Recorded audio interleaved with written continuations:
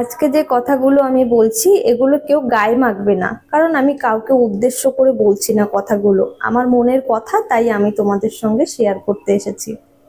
আচ্ছা, আমি ভালো না আমি খারাপ, যদিও আমি ভালো হই, আমি কি সবার কাছে বলে বেড়াবো যে আমি খুব ভালো, আমি এটা করেছি, আমি ওটা করেছি? আমি কি বলে বেড়াবো? কখনোই না। আমি যাদের সঙ্গে মিশেছি, যারা আমার সঙ্গে মিশেছে, তারা অবশ্যই জানে আমি ভালো না খারাপ। তাহলে আমার সবাইকে বলে বেড়ানোর কি দরকার?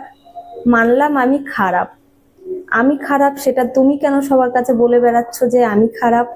নিশ্চয়ই তাহলে তুমি নিজেকে খুব ভালো মনে করছো, আর সবার কাছে নিজেও ভালো সেজে যাচ্ছ, সবাইকে বলে বেড়াচ্ছ আমি খারাপ তুমি ভালো। এটা কি কখনো ঠিক? বলো। আচ্ছা, এখন যদি আমি সবার কাছে বলে বেড়াই যে তুমি কতটা ভালো, তুমি কত গুণবতী, তোমার কত গুণ আছে, তুমি নিতে পারবে তো? নিতে পারবে তো? লোকের কাছে আমার নিন্দে করার আগে একবার ভেবে দেখো যে নিজের পোল যখন আমি খুলবো, তখন তুমি এগুলো হজম করতে পারবে তো? যদি হজম করতে পারো তাহলে বলতে এসো। ঠিক আছে, ঠিক আছে, আমার বর আমার কথায় চলে। আমার বরের এই কথাটা শুনতে হয়েছে, আমার বর নাকি বউয়ের কথায় চলে। ভালো তো, কেন বউয়ের কথায় চলবে না?